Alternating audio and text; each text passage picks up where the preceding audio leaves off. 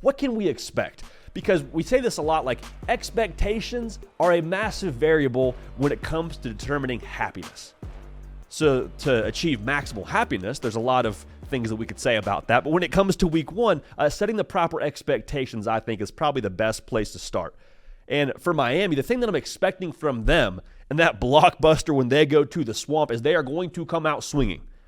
Like, this is not a situation, and we said this yesterday on the show, you cannot afford to kind of wade into the water and feel it out and see how things go in that first quarter and play conservative. Like, one, that's not what you brought Cam Ward to Miami for. You didn't go out and get one of the best quarterbacks in the transfer portal to have him hand the ball off 3 times in a row, call it 3 and out, and then punt it away. Though I think you need to run the football. That's why you got Damian Martinez, and I think that's who Mario Cristobal wants to be. But you brought Cam Ward in there to push the ball downfield. Last year, Miami wasn't bad throwing the ball downfield, but they were nowhere near what Shannon Dawson wants them to be. I think you got to trust the moves they made via the portal. I mean, they went out and got a Sam Brown. The way that they got Cam Ward, like the overall feel for me with Miami is they want to push the ball deep. And in a game against Florida, where I expect the Swamp to be absolutely on fire, like that is a spot where you got to swing early.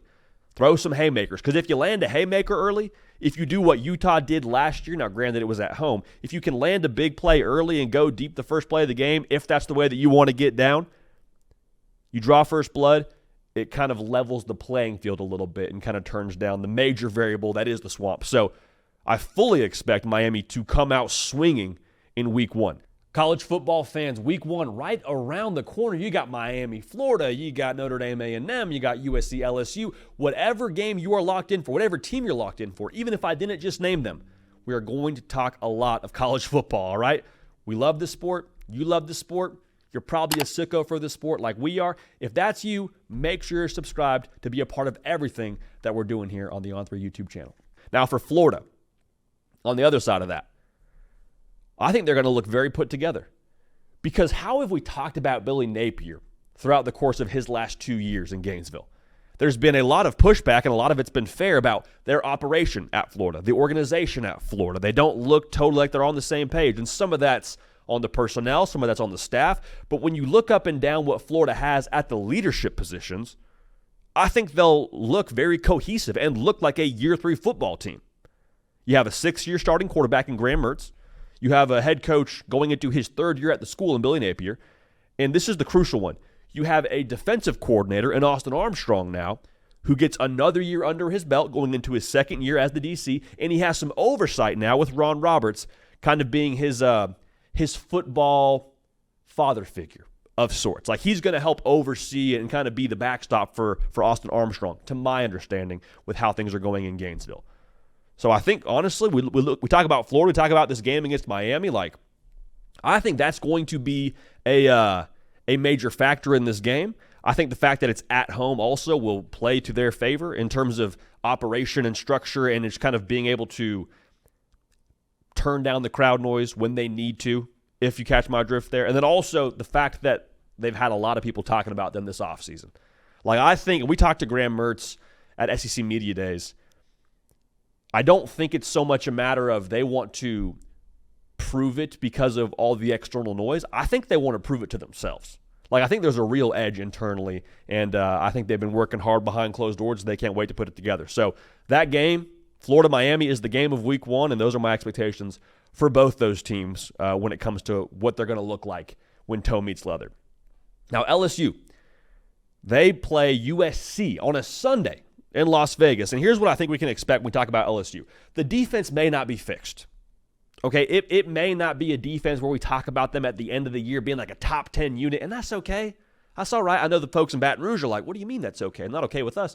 I hear you, but I think you talk about week one, the thing that I'm expecting from them is a noticeable temperature change with how they play defense.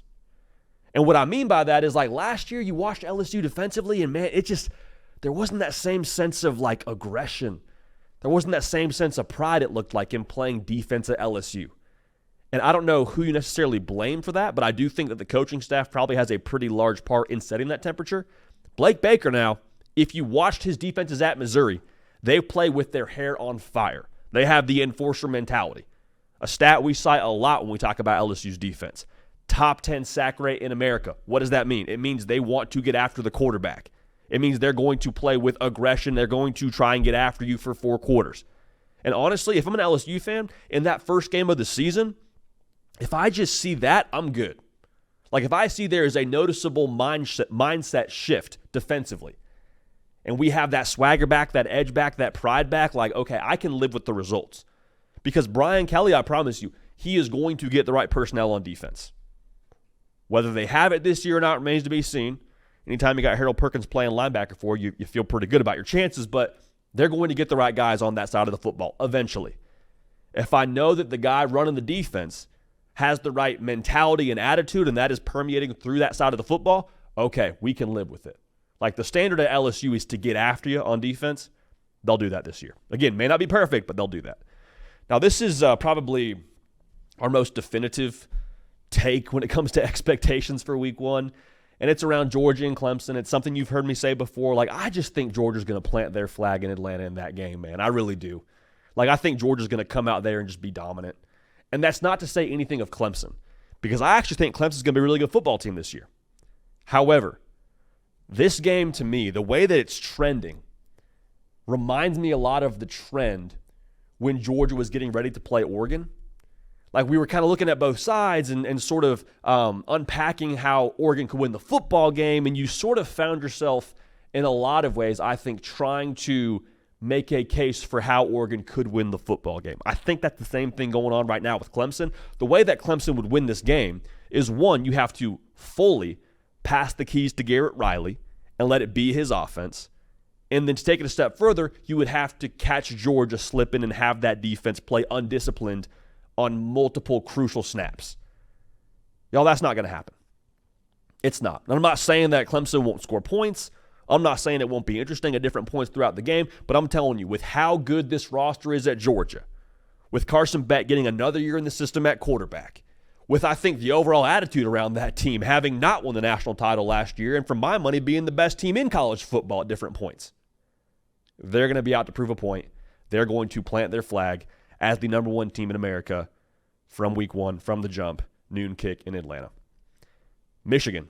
And we're going to talk a little bit about Michigan here in a minute when it comes to like the intel we're hearing out of fall camp. I'm expecting them to play multiple quarterbacks against Fresno State. And that's not saying a ton because there's this quarterback battle going on, which, again, we're going to talk more about. But, like, we've seen this from Michigan before when J.J. McCarthy and Cade McNamara were going back and forth. My big thing with this is, like, even if you know who your quarterback's going to be throughout the course of the season, why would you not, one, at least check it with live bullets? Because it's one thing to be the guy in 11-on-11 during practice with a non-contact jersey on.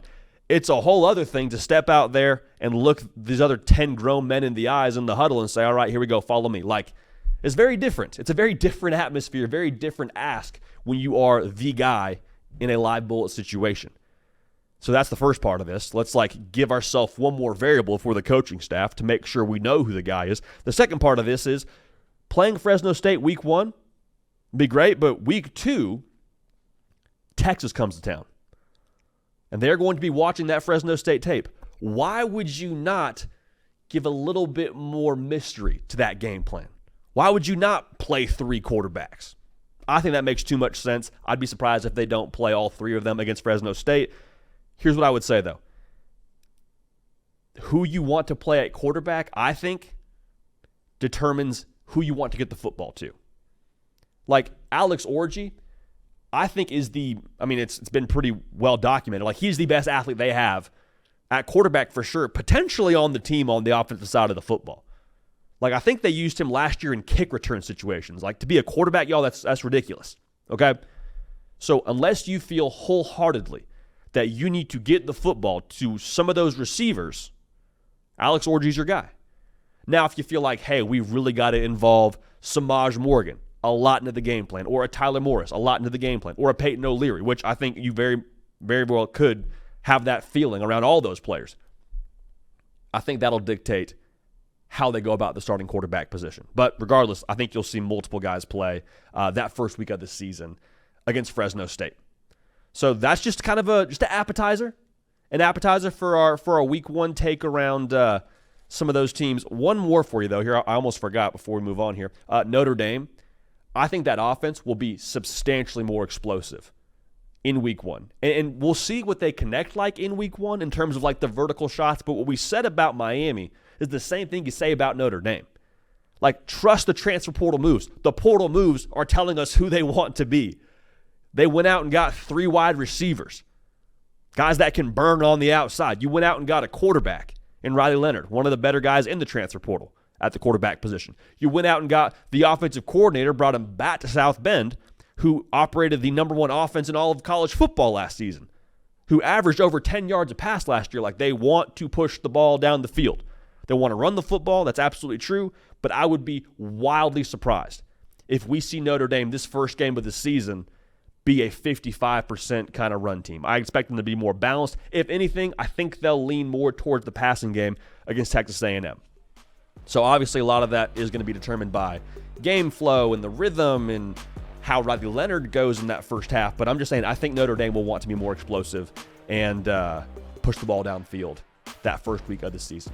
The Hard Count brought to y'all by Game Time. Now, Game Time is the best place to make sure you are getting the tickets that you need for college football season. And we've all had this happen before, right? You sit down, you're excited for the game, you find your seat, you sit down, and you're like, oh my gosh, I'm sitting behind the Jumbotron. I'm sitting behind this iron pole. With Game Time, that will not happen. That will not happen with Game Time, because when you use Game Time, you're going to have the opportunity to see from behind or see from your seat rather, before you even get to the game. Like, the virtual view, absolutely massive. Also, Game Time guarantee means that you are getting the best tickets at the best price, the best deal. The reason why, if you find a ticket in the same section and row for less than what you paid, Game Time will credit you 110% of the difference. All right? So, to maximize Game Time, what you're going to do is download the Game Time app, create an account. I want you to use code HARDCOUNT for $20 off your first purchase. Terms apply. Now, again, use code HARDCOUNT. Terms apply. Use the app, HARDCOUNT, $20 off your first purchase. Game Time. Best tickets, lowest prices, guaranteed. Hey y'all, thanks so much for watching. Subscribe to the channel here to make sure you don't miss an episode of The Hard Count. Also be sure to check out other videos on the On3 YouTube channel.